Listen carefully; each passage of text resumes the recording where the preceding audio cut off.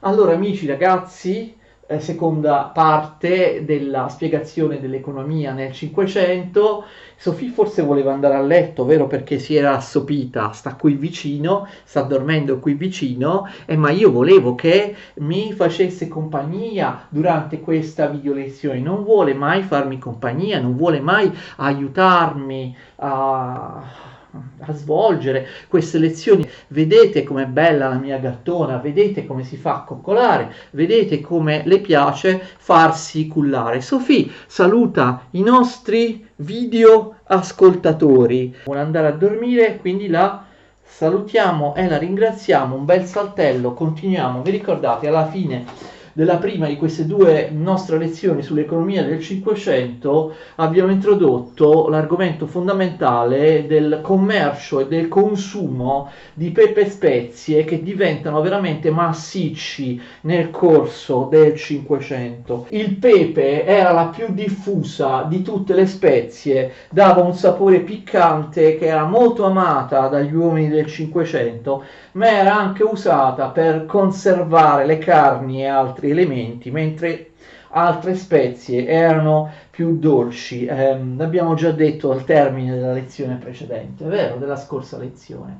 Come abbiamo già spiegato nelle lezioni riguardanti le scoperte geografiche e il colonialismo, che i portoghesi si erano assicurati in maniera molto rapida, cioè in pochi anni, diciamo nei primi 15-20 anni del 500, il monopolio del commercio delle spezie dalle Indie, cioè dalle Indie orientali, dall'Asia e in particolare dai territori dell'Indonesia in Europa, lungo la strada che i portoghesi stessi avevano aperto per primi nel mondo. Vi ricordate la circumnavigazione dell'Africa, quindi queste spezie che arrivavano da territori soprattutto dell'Indonesia come le isole Molucche e altri territori dell'Indonesia, dovevano fare un viaggio molto molto lungo per arrivare in Europa, cioè la circumnavigazione dell'Africa.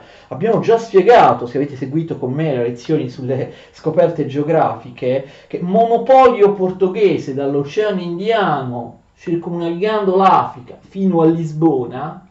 Monopolio da parte dei portoghesi significa anche chiudere l'altra, cioè la seconda rotta con cui le spezie e il pepe da secoli arrivavano in Europa, la rotta più breve che i mercanti arabi praticavano lungo il Mar Rosso e il canale di Suez, per poi ovviamente lasciare le spezie a dei carovanieri che per via di terra, non c'era il canale di Suez, arrivavano nei porti orientali del Mediterraneo, come per esempio Alessandria d'Egitto oppure Beirut. E vi ricordate chi acquistava dai musulmani ad Alessandria d'Egitto oppure a Beirut le spezie arrivate attraverso il Mar Rosso al canale di Suez lì per poi rivenderle in tutta Europa? Era Venezia, ok?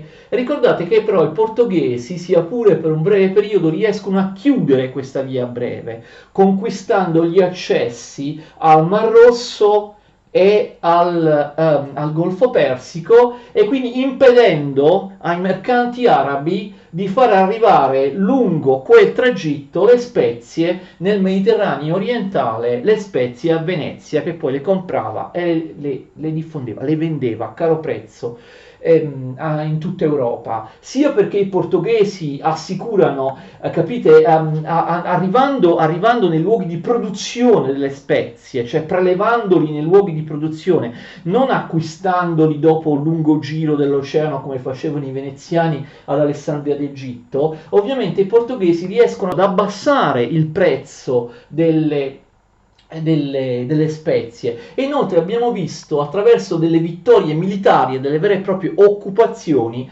bloccano il Mar Rosso e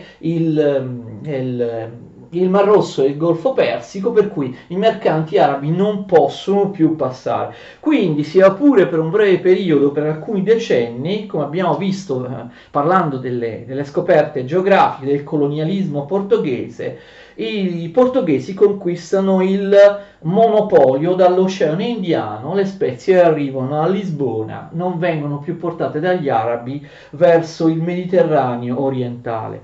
Questo rappresenta un duro colpo per Venezia, perché Venezia non può più acquistare e rivendere le spezie appunto nel Mediterraneo orientale. Un momento difficile per Venezia all'inizio del Cinquecento, Venezia che era proprio in quel periodo era prostrata anche dalle guerre contro le coalizioni europee in Italia settentrionale e contro gli ottomani nel mare Egeo, guerre che tra la fine del 400 e l'inizio del 500 contro gli ottomani Venezia perde regolarmente, d'accordo? Quindi crolla la quantità di spezie che arriva ad Alessandria, a Beirut, cioè nel Mediterraneo orientale. Però noi abbiamo studiato già nelle lezioni sulle scoperte geografiche questo monopolio dei portoghesi dura poco, i portoghesi non sono una grande potenza, i portoghesi non riescono a chiudere a chiudere le rotte commerciali marittime dei mercanti arabi a lungo. Infatti, quando Egitto oppure Siria sono conquistate dagli ottomani, quindi quando la dinastia dei Mamelucchi, che è stata sconfitta dai portoghesi,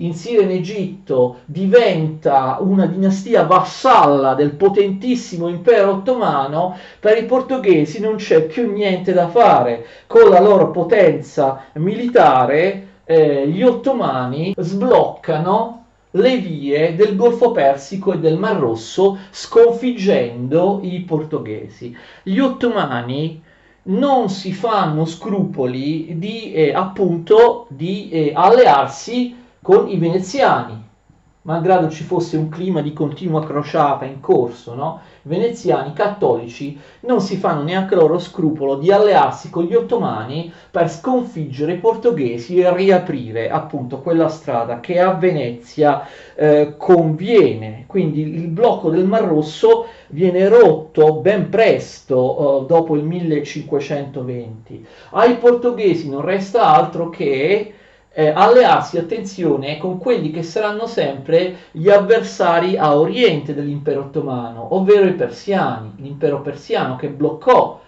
l'espansione oriente dell'impero ottomano. Però ovviamente i persiani che cosa chiedono in cambio ai portoghesi? La riapertura della via del Golfo Persico, e quindi i portoghesi perdono il monopolio, d'accordo? Nel 1550 i portoghesi perdono il monopolio. Attenzione, i portoghesi hanno anche problemi nel conservare proprio i centri di produzione delle spezie, perché a partire dal 1540, fate attenzione, i portoghesi iniziano a essere sconfitti dai sovrani locali in Indonesia e iniziano a perdere o a non controllare più come prima le Molucche oppure l'importantissima città indonesiana di Malacca, di cui abbiamo parlato appunto parlando dei viaggi e del colonialismo portoghese. E quindi che succede? Che i portoghesi non gestiscono più, capite, il traffico delle spezie in maniera diretta,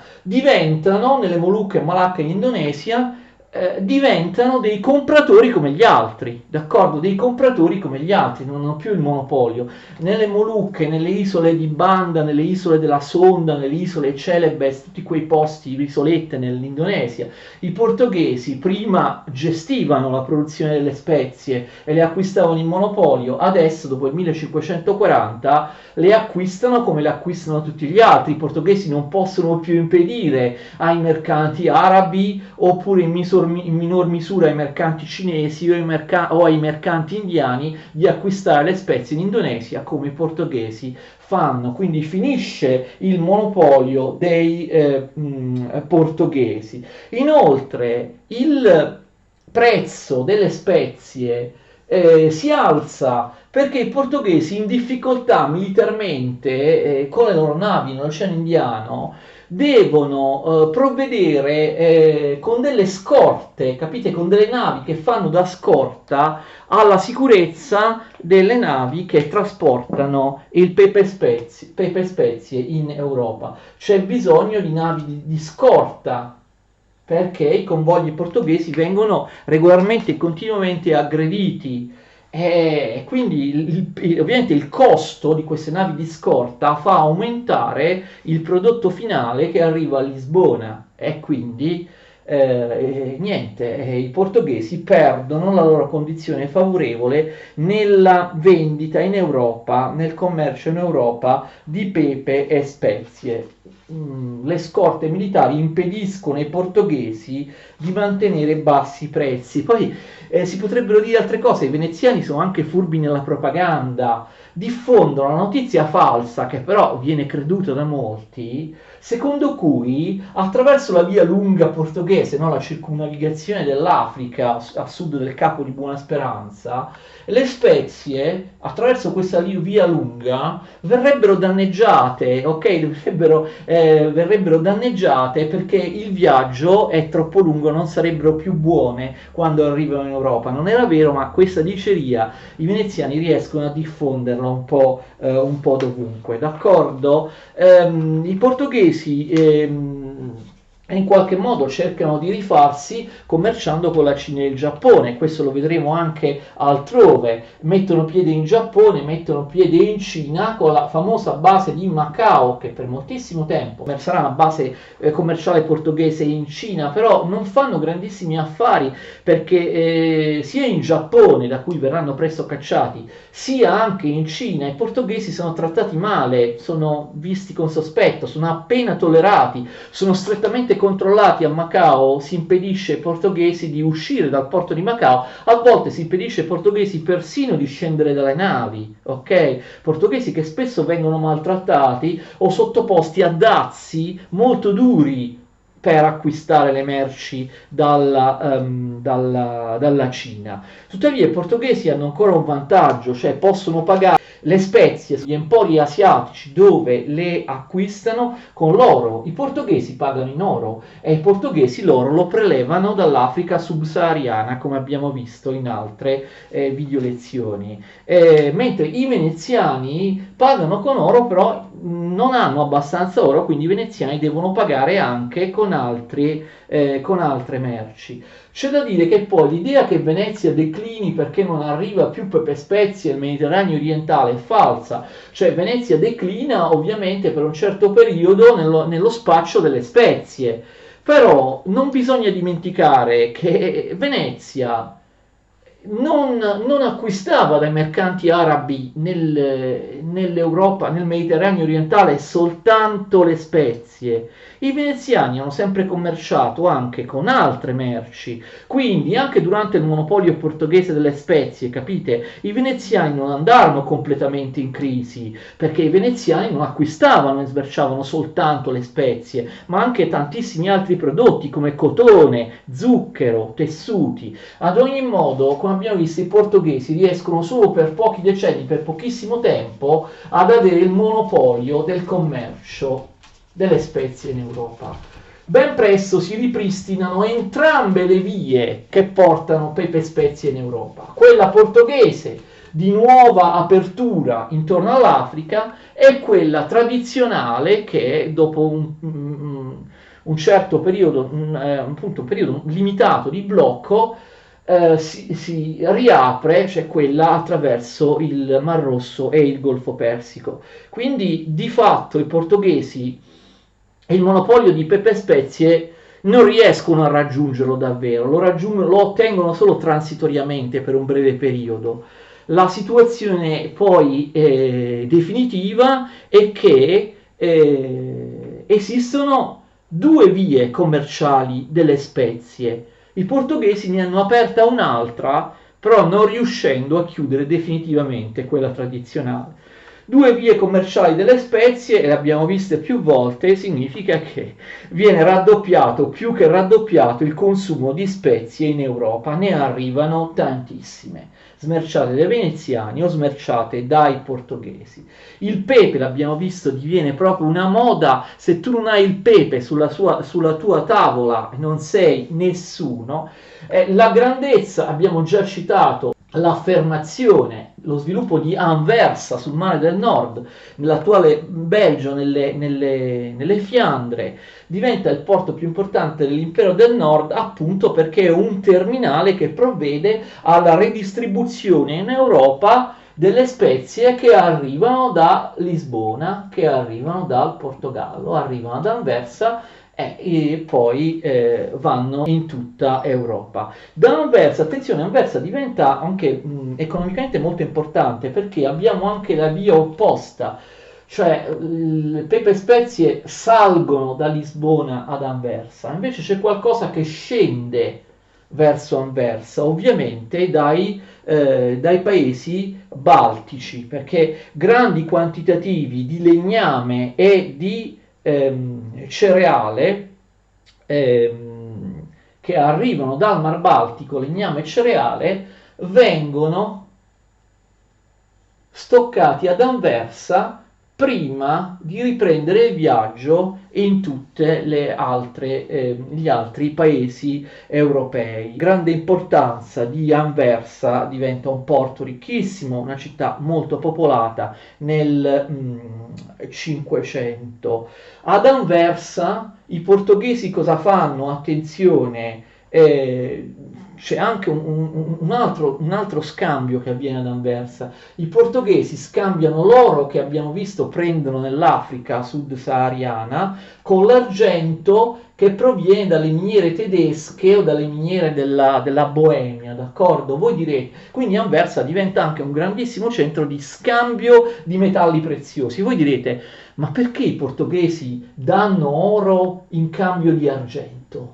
Non è più prezioso l'oro. Attenzione, in Asia non era così, perché di fatto in India e in Indonesia l'argento valeva più dell'oro, cioè per i popoli asiatici dove i portoghesi acquistavano le spezie, l'argento aveva un potere d'acquisto molto più forte rispetto a quello che aveva in Europa. Va bene, poi di altri aspetti dell'economia del Cinquecento, anch'essi strettamente legati al Portogallo, abbiamo già parlato nelle lezioni sulle scoperte geografiche sul colonialismo e il fatto che la tratta degli schiavi nel Cinquecento gestita soprattutto dai portoghesi, ne abbiamo parlato, è importantissima nell'economia del Cinquecento, ma ne abbiamo già parlato nelle lezioni sulle scoperte geografiche, così come lo zucchero che arriva dal Brasile. Il Brasile non potrà mai competere con le piantagioni di zucchero che nel 600 i francesi impiantarono a Haiti e nelle piccole Antille e gli inglesi anche impiantarono in Giamaica e nelle piccole Antille inglesi. Però nel 500 francesi e inglesi non sono ancora arrivati nelle Antille, non hanno ancora lanciato le loro piantagioni di zucchero e quindi lo zucchero che arriva dal Brasile portoghese è quasi l'unico che arriva dai territori coloniali nel 500 in Europa e quindi alla fine del 500 il Brasile portoghese è il primo produttore mondiale di zucchero. Vediamo altri aspetti dell'economia del Cinquecento. I sistemi di comunicazione. I sistemi di comunicazione migliorano? Dovrebbero migliorare perché c'è tutta questa offerta, no? C'è questa, scusate, una domanda molto maggiore da parte di città che moltiplicano i loro abitanti e abbiamo visto enormemente aumenta il commercio internazionale delle merci, sia agricole sia di altro tipo di merci. I sistemi di comunicazione però non migliorano, diciamo così, nel 500. Ciò che migliora sono i corrieri. I corrieri a cavallo che portano le notizie riescono a dimezzare anche la distanza, il tempo di cui hanno bisogno per percorrere una certa distanza. Quindi possiamo dire che le notizie viaggiano molto più velocemente delle merci. Le merci non si velocizzano molto nel 500, ma i corrieri a cavallo che portano notizie invece sì. Poi abbiamo la finanza importante, le banche, le attività finanziarie. E non solo nel Cinquecento, ma anche nei secoli successivi cosa succede? Che quando i mercanti vanno in crisi, gli industriali vanno in crisi, come stava succedendo, abbiamo visto per esempio in Toscana, cosa succede? Il mercante non vende più la merce, l'industriale non produce più i manufatti, cosa fanno? Spostano i loro capitali e diventano banchieri, ok?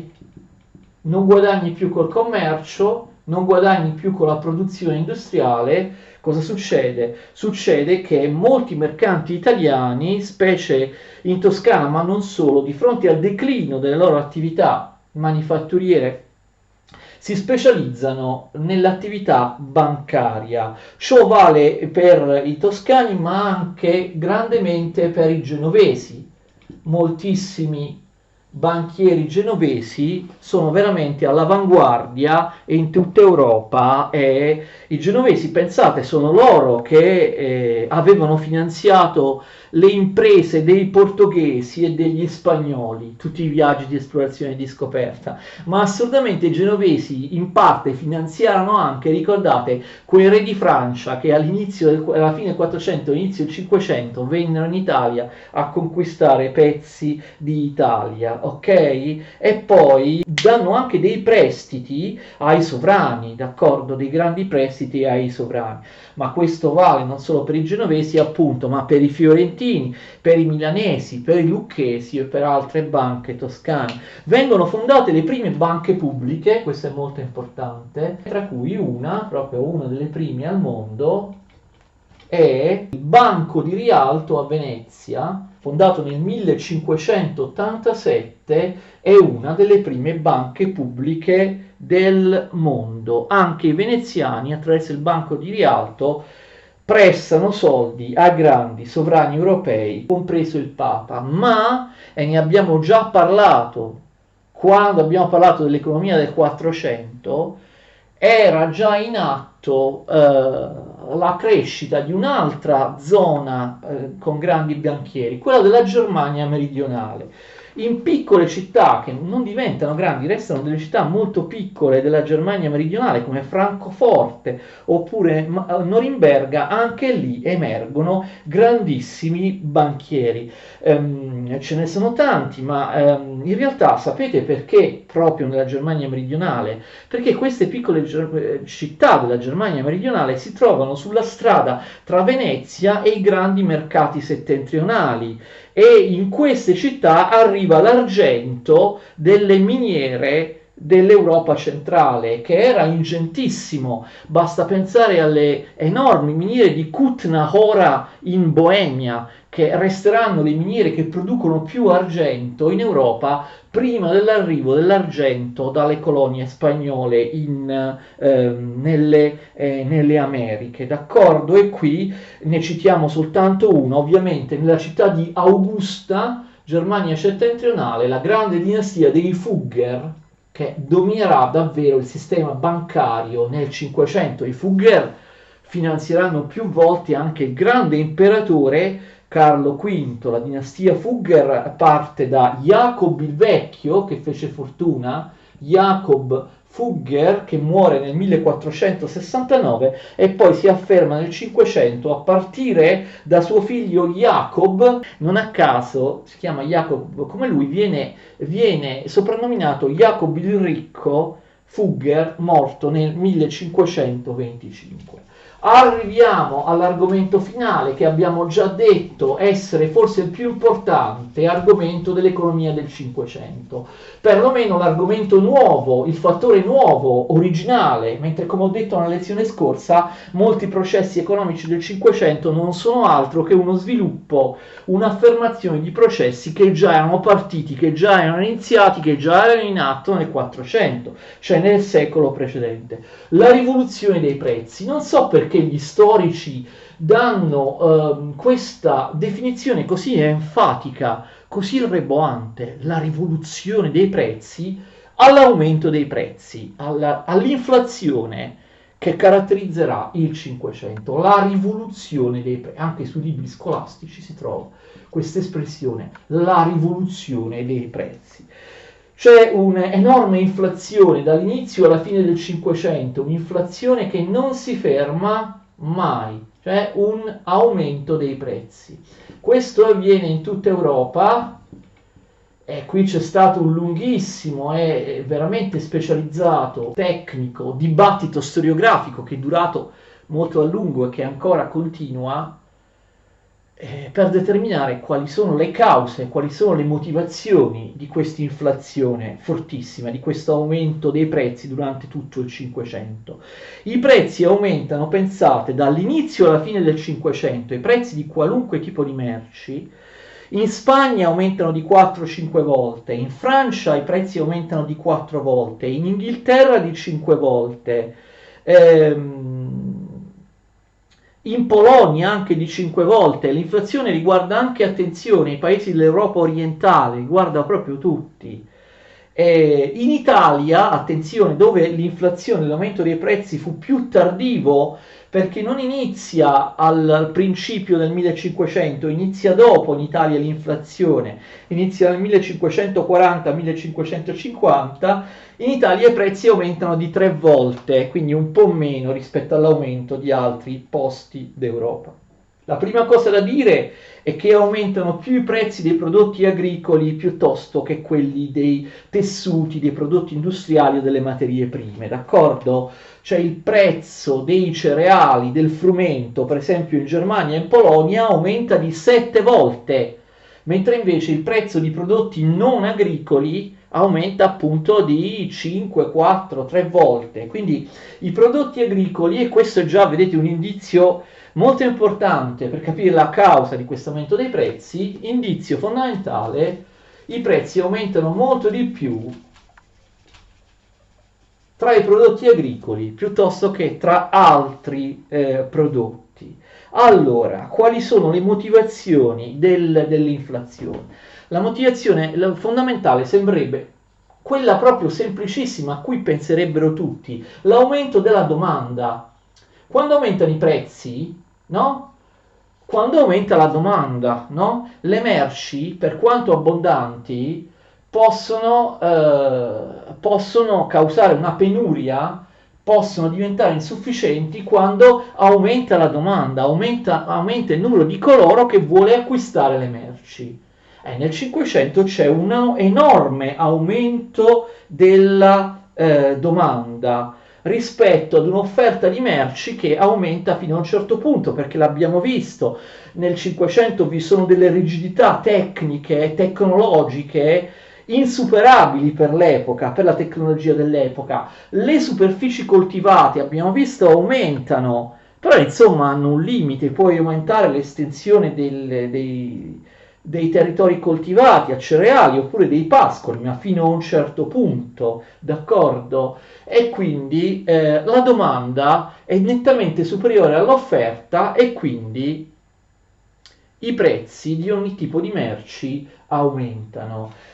Ovviamente la domanda diventa molto forte per un motivo che avete tutti subito già pensato, a cui avete subito già pensato se avete visto la mia lezione precedente, cioè aumenta la popolazione, in particolare nelle città, vi ricordate? Se aumenta la popolazione, ovviamente in generale aumenta la domanda di merci, la popolazione aumenta moltissimo, l'abbiamo visto nella scorsa lezione, nel 500.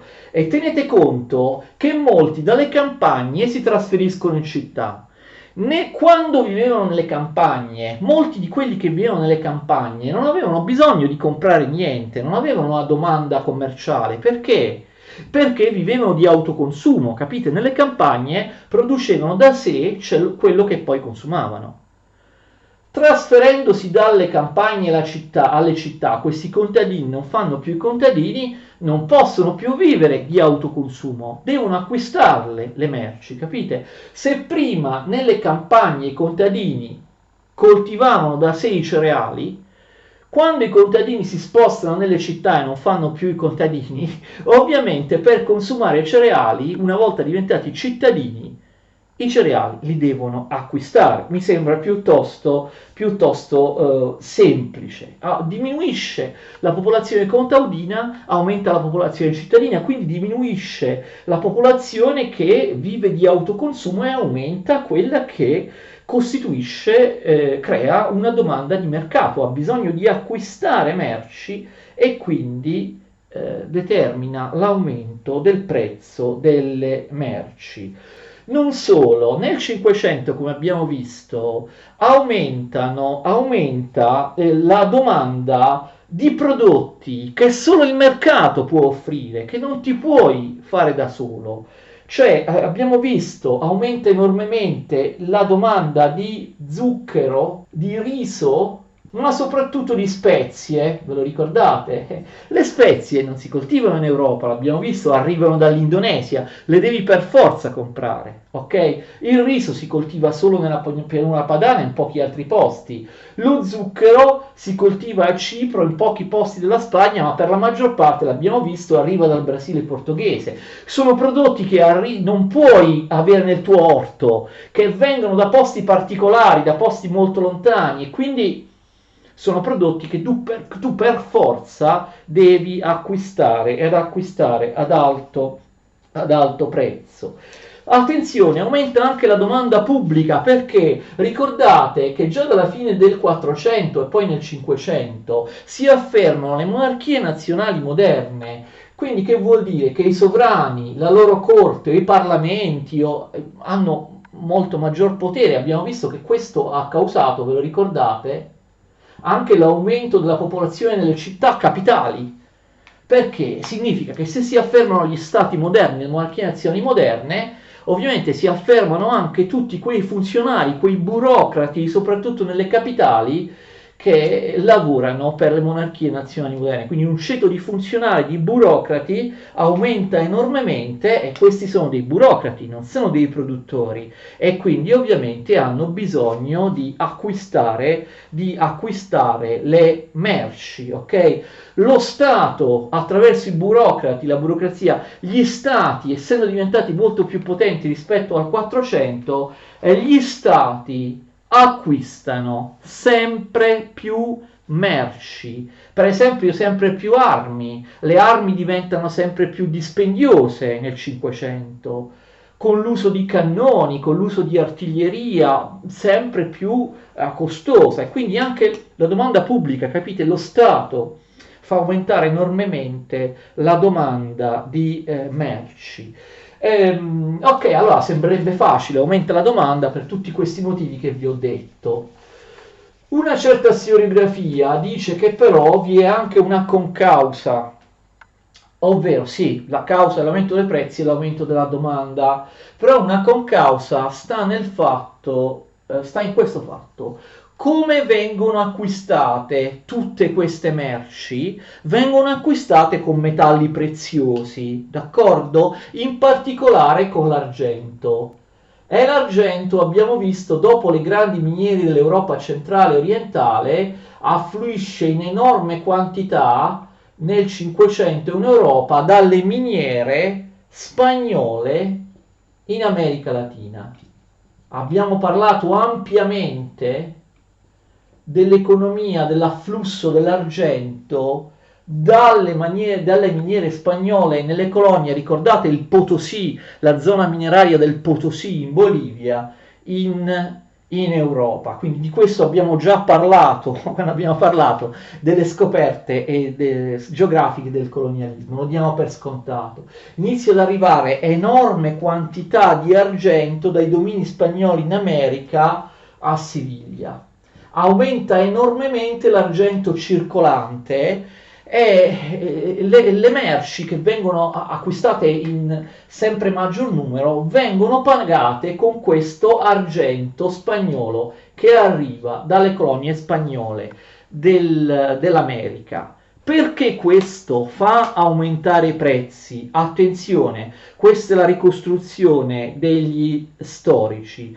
arriva un'enorme quantità di argento, ok, dall'America, dalle colonie spagnole in America a Siviglia, in Spagna, nella madrepatria. Quindi aumenta enormemente l'argento circolante.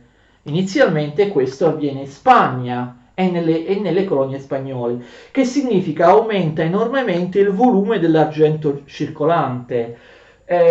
L'aumento del volume dell'argento circolante ne diminuisce il valore rispetto ad altri beni, cioè aumenta la quantità di argento che circola, questo determina, capite, la riduzione del valore dell'argento. Spero che sia chiaro. L'argento diminuisce rispetto ad altri beni, quindi diminuisce, non so se mi spiego, la quantità di beni che si può ottenere in cambio di una determinata quantità di argento, il che equivale a dire che i prezzi espressi in argento aumentano, d'accordo? Quindi sarebbe l'economia monetaria basata sulle monete d'argento, sui metalli preziosi, che è una causa dell'aumento dell'inflazione. Allora voi direte, ma questo avviene soltanto in Spagna oppure nelle colonie spagnole, perché l'argento è spagnolo. Attenzione, però le colonie spagnole hanno bisogno di un'enorme quantità di merci, come abbiamo visto anche in altre lezioni. La Spagna, siccome resterà sempre un paese arretrato, industrialmente non produrrà mai niente di significativo, ma anche l'agricoltura, sia nella Spagna, sia nella madrepatria, sia nelle colonie, è un'agricoltura povera. Le colonie spagnole hanno bisogno di tantissime merci. Fate attenzione, la Spagna non è in grado di produrre tutte quelle merci che servono ai coloni spagnoli. I coloni spagnoli vivono di rapina, no? Appunto, prendono l'argento dalle miniere oppure pascolano, ricordate, allo Stato Brado, i buoi, eccetera, ma nelle colonie spagnole in America non si diffonde un'agricoltura moderna, non si diffonde una manifattura, anche nei secoli successivi non ci sarà mai un'economia industriale, neanche in agricoltura, e quindi i coloni spagnoli in America hanno bisogno di ricevere tutto dalla Spagna, ogni tipo di beni, grano, vino, olio, spezie, metalli, bestiame, tessuti, perché le colonie spagnole in America non sono in grado di produrre grano, oppure olio, oppure tessuti o cose del genere. Allora, che succede? Significa che quindi i prezzi di queste merci aumentano enormemente nelle colonie spagnole perché aumenta la domanda. Peraltro i coloni spagnoli non pagano neanche soltanto in argento, pagano in oro e quindi si diffonde anche l'oro oltre all'argento e i prezzi aumentano prima nelle colonie spagnole e poi in Spagna. Fate attenzione, forse avete già capito, chi vende merci alle colonie spagnole o alla Spagna sono anche altri paesi, come per esempio la Francia. La Francia, come tutti i paesi europei, trova conveniente vendere in Spagna, capite? O nelle colonie spagnole. Perché? Perché guadagnano di più, perché ti pagano di più. Il prezzo delle merci è aumentato, no? Sia nelle colonie spagnole sia in Spagna. Quindi tu, mercante francese, la stessa merce ti viene pagata di più in Spagna o nelle colonie spagnole piuttosto che in Francia, in Italia, in Ungheria o cose del genere. E quindi ovviamente la Francia o altri paesi europei si gettano in questo mercato e vendono le loro merci alla Spagna e alle colonie spagnole perché ci guadagnano, perché vengono pagati di più perché i prezzi sono aumentati, capite? Paesi come la Francia vendono in Spagna nelle colonie spagnole perché, come vi ho già detto, la Spagna non è in grado di rifornire le colonie spagnole delle merci di cui hanno bisogno. In teoria la Spagna blocca mercantilisticamente l'arrivo delle merci da altri paesi europei, ma a un certo punto la Spagna si deve arrendere al contrabbando, perché non essendo capace la madrepatria, la Spagna, di fornire le merci che i coloni vogliono, necessariamente i coloni le devono prendere dalla Spagna, le devono prendere dall'Olanda, capite? E quindi paesi come la Francia e altri iniziano a vendere sia in Spagna sia nelle colonie spagnole. Cosa ricevono in cambio? ovviamente argento, quindi capite l'argento dalla Spagna passa in Francia e poi passa in tutta Europa, passa prima in Francia l'argento spagnolo, poi in Inghilterra, poi in Olanda, così dicono gli storici, e quindi anche l'inflazione si sposta dalla Spagna trasferendosi in questi altri paesi, ok? Questo, cioè l'impatto dell'argento che arriva dall'America in Spagna e poi in tutta Europa come causa dell'inflazione, secondo gli storici viene testimoniato anche dal fatto che l'aumento dei prezzi è molto più tardivo in regioni come la Germania nord-orientale e in Polonia, perché soltanto dalla metà del 500 quei paesi, Germania nord-orientale e Polonia, fanno aumentare la loro domanda di merci, ok? In Germania orientale e in Polonia, quindi capite, non c'entra soltanto la Spagna, in Germania orientale e in Polonia a partire da metà del 500 aumenta enormemente la domanda di cereali che arrivano dal Baltico, che noi abbiamo già citato. E quindi questo provoca l'inflazione anche lì. Insomma, spero più o meno di essere stato chiaro quali sono le cause, dicono gli storici, di questa inflazione proprio secolare, inarrestabile. E quali sono invece le conseguenze dell'inflazione? L'inflazione sfavorisce i creditori che devono recuperare una somma, un debito, e favoriscono i debitori, perché il valore reale del debito che io devo restituire si abbassa, capite? Io devo restituire 100 monete di argento. Quando do queste 100 monete d'argento per saldare il mio debito, queste 100 monete d'argento valgono molto meno di quanto valevano prima, ok? Quindi, poi ovviamente l'inflazione punisce i risparmiatori, anche adesso è così. Se io mi tengo i soldi in banca senza investirli in attività produttive, e quando c'è l'inflazione, il valore dei soldi che tengo in banca ovviamente diminuisce fortemente. E quindi che vuol dire? I risparmiatori, vedendo che le loro monete perdono valore, cosa fanno? Portano avanti una corsa per trasformare il denaro in beni durevoli, soprattutto terre, case. Abbiamo una corsa ad acquistare terre o ad acquistare case, ma questo aumento enorme degli acquisti a sua volta genera ulteriore inflazione, fa aumentare i prezzi, no? Se voi sapete che i prezzi immobiliari, quando moltissime persone vogliono comprare una casa o una terra, il prezzo della casa o della terra si impenna naturalmente. L'inflazione poi colpisce i redditi fissi, chiaramente, colpisce prima di tutto i salariati, no? I salariati proletari, quelli che vengono pagati con uno stipendio per il proprio lavoro. Abbiamo visto che nel 500 i salariati non sono ancora molti, ok? Però appunto che significa? I salariati, il salario in monete d'argento, in monete perde il suo valore e quindi ovviamente i datori di lavoro e i padroni cosa hanno interesse a fare? Ad aumentare i salariati, no? Perché pagano di meno.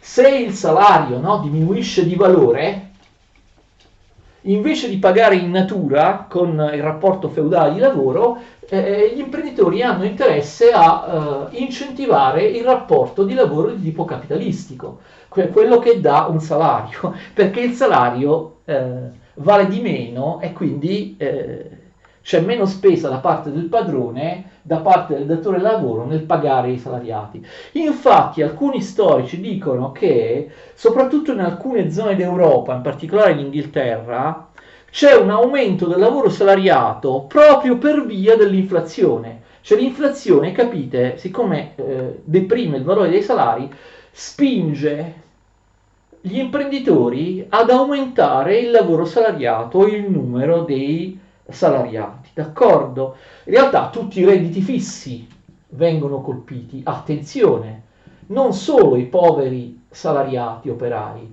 ma anche tutti quelli che prendono una rendita, ok? Quindi ricordate, il signore feudale aristocratico o ecclesiastico, anche borghese, prende una rendita dai contadini, quella rendita vale molto meno, ok? E infatti molti proprietari terrieri vanno in rovina, ok? Vanno in rovina perché prendono le rendite dai contadini, ma quelle rendite, che sono rendite fisse, crollano nel loro lavoro. Quindi che succede? Siccome i proprietari terrieri vanno in rovina, che cosa fanno? Evitano di affittare le terre ai loro contadini o annullano addirittura l'affitto come in Europa orientale, no? Cioè ripristinano gli antichi diritti feudali e iniziano a sfruttare sempre di più i contadini che diventano servi, e questo l'abbiamo visto, perché non conviene più l'affitto ai contadini. Conviene farli diventare servi, farli lavorare gratuitamente aumentando i diritti feudali, oppure ovviamente conviene anche fare diventare schiavi i cittadini. Comunque conviene da parte del proprietario della terra tornare a una gestione diretta della terra senza più affittarla ai contadini. E quindi ragazzi, queste sono anche alcune delle conseguenze dell'inflazione, dell'aumento dei prezzi, di quello che gli storici, forse un po' pomposamente, chiamano la rivoluzione dei prezzi nel Cinquecento.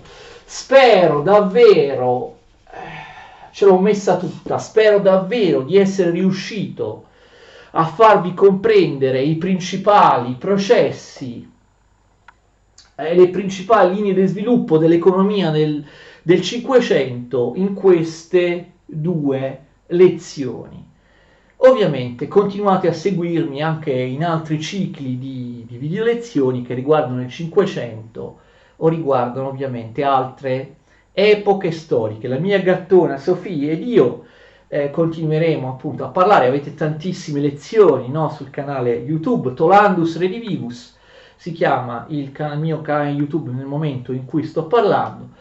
Sofia, è vero, la mia gattona non partecipa molto alle video lezioni, in questo momento sta dormendo, però io già guardandola, tenendola vicino a me, mi sento meno solo, mi sento più coraggioso, mi sento più spronato a realizzare, a portare avanti il mio lavoro. Tutte queste video lezioni di storia e filosofia sono a disposizione gratuita di tutti. Arrivederci.